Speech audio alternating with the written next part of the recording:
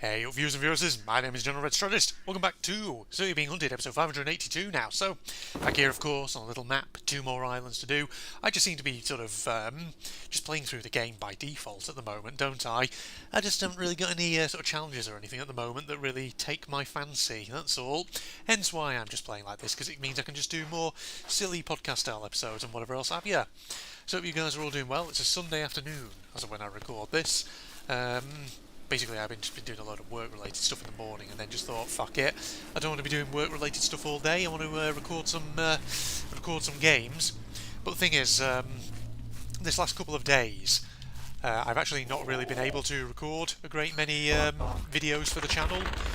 In fact, I haven't actually been able to record really any at all, because unfortunately, my Logitech USB headset that I was using. A couple of days ago, it basically finally conked out. I mean, it was getting old. I had it for at least like a couple of years, something like that. So I've had to replace it. Basically, what happened was I recorded a bonus video for the channel, episode 12 of Crash Bandicoot. I recorded like the remainder of Crash Bandicoot 1, got that completed, looked at the footage, and basically my audio commentary just was breaking up throughout that video until eventually it got to a point where it just cut out entirely, and it like badly affected the game audio as well. So I had to basically replace my headset. I've got myself another one. It's the same make, which admittedly is kind of budget, but it'll do. But in essence, yes, it was just very, very annoying to have to have recorded that video only to find that the audio has it's just come out all messed up. So essentially what I'm going to have to do for that is just, I think I'm not going to dispose of the actual footage itself, because screw that, I don't want to have to go back and replay it. Plus, why not? I mean, the footage itself is fine. I might just record like some audio in post, maybe just like some podcasty style audio where I just talk about stuff, kind of like I do in So You're Being Hunted and all that. And then I'll just sort of lay that over on the footage and it'll do, it'll be fine. Because the thing is, I've done that sort of thing before with videos whenever my audio commentary, for whatever reason, has ballsed up. I'll take the original footage, and rather than getting rid of it, I might record some post-commentary where I say, okay, sorry, this is not the actual commentary that I tried to record when playing and recording this episode, but it'll have to do, ladies and gentlemen. Right, how am I going to approach this device piece over here? Why am I running towards them? I should actually be luring them out. What we need to do, really, is maybe draw them off towards these rocks. Stick that there we go, go through the woods. So yes, I was waiting basically for my new replacement headset to arrive from Amazon, and unfortunately it was delayed by a couple of days because of problems with my debit card. And admittedly it was a problem that I caused, because I kind of goofed up. Because the thing is, with the fact that I'm obviously now living in a different, in an apartment basically of my own, one that I actually bought instead of my previous place that I was renting, I forgot to update my card details on Amazon with the new billing address and all that. So as a result, I was trying to order my new headset, not realising that every time I tried to order it, Amazon was going to reject it, because the billing address that they had on file for the card was no longer correct. It wasn't up to date. So yeah, I kind of goofed up in that regard. But I always tend to goof things up, don't I? So goof that up. But fortunately the new headset is here. Hence why I'm able to record this video, so that's good. Don't you just love it when you have brain farts like that, ladies and gentlemen?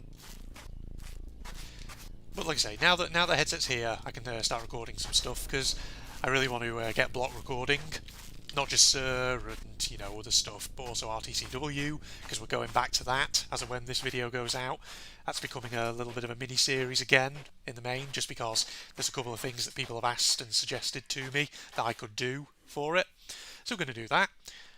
And Metro 2033 Redux, ladies and gentlemen. That's the new sort of main series, now that Night Security, the most recent Chillers Art J horror game, now that that's been released, I'm going to be playing that. So yeah, if you're not started watching Metro 2033, assuming that is that, that series will have started now that I think about it by the time this video goes out. But Metro 2033 is a game that I'm pretty sure I've talked about before. in at least one or two of my So You Being Hunted episodes. Have I ever told you the story behind it? Obviously, the original Metro 2033 came out in something like, was it 2010 when it originally came out? And I always remember, back in the day, I did actually buy a copy of it, a physical copy of it back in the day, that is. And I remember trying to play it, but of course this was way before I was ever on YouTube. So as a result of that, as you can imagine, I wasn't on a very particularly powerful PC. In fact, my PC at that time was very much a budget sort of desktop office PC that I'd mainly been using for things like schoolwork and stuff like that. And so in essence, as I'm sure you can imagine, I started trying to play Metro 2033, but it didn't really work because, of course, my PC could not really handle it. So I got like 1 or 2 hours into the game before I eventually just had to give it up because it just wasn't playable. And since then, I've always been saying to myself, now that I have obviously a better PC and all that, I could actually properly play it. But of course, I've been saying that, like I say to myself, but not actually fucking playing it, not actually getting around to doing anything. Well, that's all changing now, ladies and gentlemen. We're actually going to play it.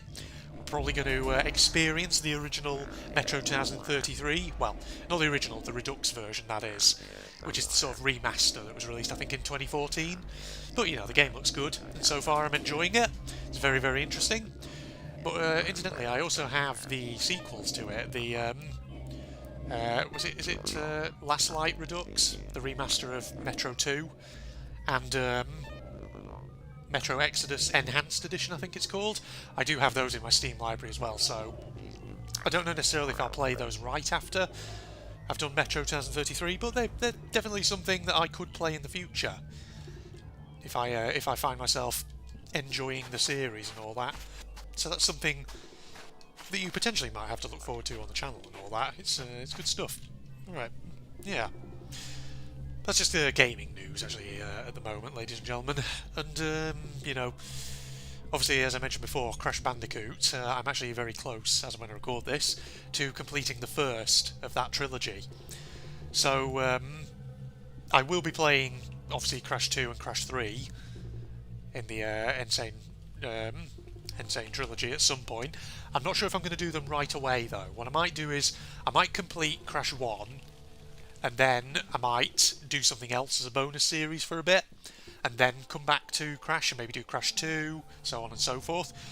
People have actually been enjoying the Crash Bandicoot Insane Trilogy series so far, though, mainly because if there's one thing I've learned about it, it's that Crash Bandicoot's actually quite challenging.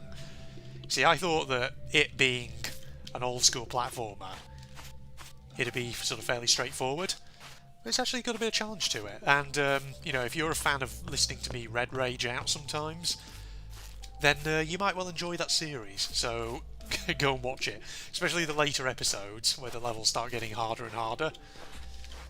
I sort of have those moments where I'm like, shit, I can't do this, how am I doing this, what am I doing wrong? It's good though, it's good. So I definitely will be doing Crash 2 and 3 at some point on the channel, don't you worry. Don't you worry about that. And people actually who have been watching Crash so far have also been suggesting that, you know, when I'm eventually done with the Insane Trilogy, I should actually probably buy Crash 4. Crash 4 It's About Time. And try that one, because apparently that's got some real challenging stuff in it. Now, I do remember actually watching a little bit of Cadicarus content about Crash 4. I think Crash 4 has something interesting where you can play as a different range of characters in it. Obviously you can play as Crash himself and Coco, his sister. But I think in that one you can also play as, I think, Torna Bandicoot, and possibly also a couple of other characters. I think you might be able to play as Neo Cortex in that one, I believe. I'm not sure. Then again, I'm not going to obviously be watching too much content on Crash 4, because I don't want to spoil myself too much and all that. So, you know, don't worry, I haven't spoiled myself or anything like that, ladies and gentlemen. Don't you fret your little heads. It's fine.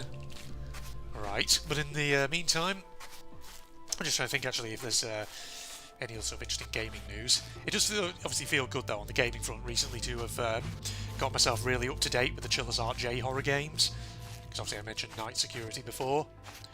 So no doubt, obviously, I'll be keeping my eyes peeled for when they release some more games at some point. Because you know me, I really do love the Charizard games. They are so good, as a general rule. So I'll be keeping my eyes peeled for any more of that. Ah, there's the device piece off over there. Particularly, I'm just thinking, you know, because usually I find that Charizard, they tend to release sort of a couple of games a year, something like that. It feels like they're able to sort of get one out every sort of few months. Mainly because usually, obviously, their games are always very short. Which, you know, just means that you don't have to spend as much time working on them and all that. Which is good and all. So yeah, but I'm kind of curious though what they're going to do next. Because Night Security, personally, I thought was terrifying. It had a real sort of Silent Hill vibe to it. And I really, really enjoyed it. So it just makes me wonder, like I say, where are they going to go next with their games? How are they going to one-up that one? Because it definitely feels with Charizard games, like, with every game they do, they always try something new, or something a little bit different, etc, etc. So like I say, it always just makes you wonder, what are they going to do next? How can they sort of do something kind of new and distinct compared to what they've already done before? And, I don't know, I'm sure there'll be plenty of ideas that they have floating around in their heads and all that. We'll just have to see. Oh god, someone's having a shootout. Jesus. Just going to let them do their thing. Avoid old landowner over there. Alright. Ah, man. So Charizard, like I say, I'll be keeping an eye on in the near future. But I've got tons of other stuff in the meantime that I could be playing on the channel. You know, something interesting I have been playing recently, not on the channel but off camera, just in my own spare time. I have a load of visual novels in my Steam library that I sort of, ever since I've sort of played Danganronpa and stuff like that, I've always sort of been a bit more interested in playing a few visual novels, including, you know, more like sort of stereotypical romance ones. And, you know, I remember back in the day, quite a few years ago, actually buying a few of them, but I've never actually played them. So recently I've been installing a load of them and just giving them a whirl to see how good they are. And some of them are, they're alright, they're okay. For example, there was one called Chemically Bonded that I played a while back in my own time, and it was alright, it was okay. It wasn't the most amazing thing I've ever played, but it wasn't the worst either. And recently I completed another one by a Chinese studio, which was, again, it was alright. Problem was the English localization of it was, well, it wasn't very good, to put it that way. It was difficult sometimes to understand what the characters were trying to say. So, yeah, that was a bit of an annoyance. But again, it was alright. I'm glad I played it. I got a good ending in it, but I'm probably not going to be too bothered about playing the rest of it. I don't think I'm going to do that. But at the moment, I've got a couple of other visual novels that I'm trying out.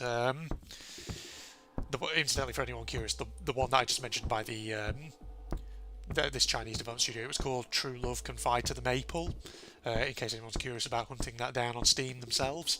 Though I would say the English translation, like I say, is pretty poor. It's not very good. So if you may get more about it, you may get more out of it if you can actually speak Chinese. What was I saying? But these other visual novels I'm playing at the moment, that was what I was talking about. So there are two in particular that I've got on the go at the moment in my own time. There's one called Chrono Clock, which has an interesting premise, I'll say that. Basically, a high school student, the protagonist that is a high school student who has a pocket watch, which if he breaks it, he can basically travel back in time by 5 minutes, and he can use that to his advantage to like change things that happen, stuff like that. So, interesting premise, and yeah, I mean, it's had a couple of shall I say, humorous moment so far, because there's a girl character in it who's basically supposed to be from the UK, but God, she is the weirdest, most eccentric British stereotype I think I've ever come across. My only sort of complaint, though, about that visual novel, Chrono Clock, so far, is just that some of the fan service is really excessive, and just is actually excessive to the point of uncomfortable. Because the problem is, like, some of its characters are kind of lolly, and that wouldn't be too much of a problem if it just stopped friggin' doing like pantsu fan service with them. It just like I just think no, stop. It's very uncomfortable and all that.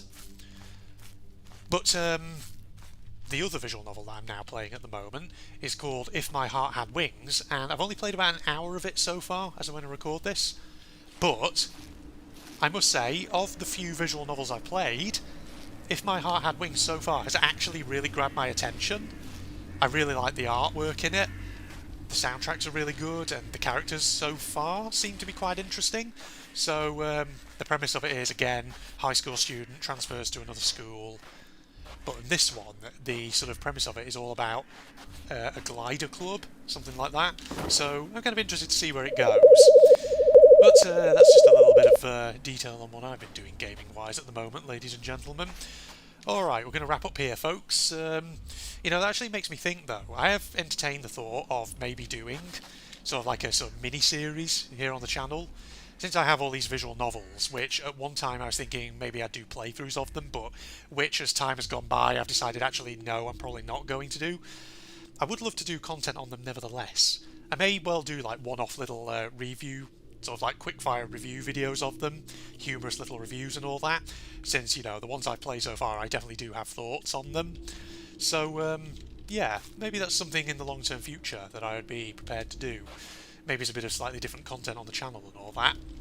But yeah, you know, I'll put that aside. And, you know, some of these visual novels, like If My Heart Had Wings, I may talk about that more in the future, once I've played some more of it, to see if it manages to keep my attention, especially since it's grabbed it so far and all that. But other than that, I'm going to sign off now. Facebook to the links down below, along with the links to my propagandist channel for anyone interested. And if you enjoyed, a like is of course always appreciated. And as the old landowner here starts to sneak up on us, goodbye everybody. Well, the music got creepy. Anything you want to say? Let's hurry before it's too late. Hurry before it's too late? What do you mean? Wait, are they... What? Are they... Oh. Oh.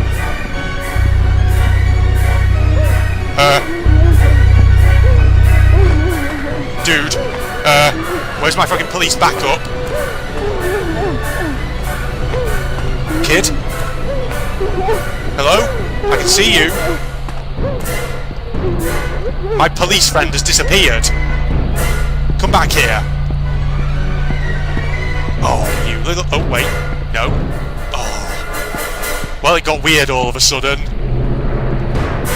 Is that figure still up on top of the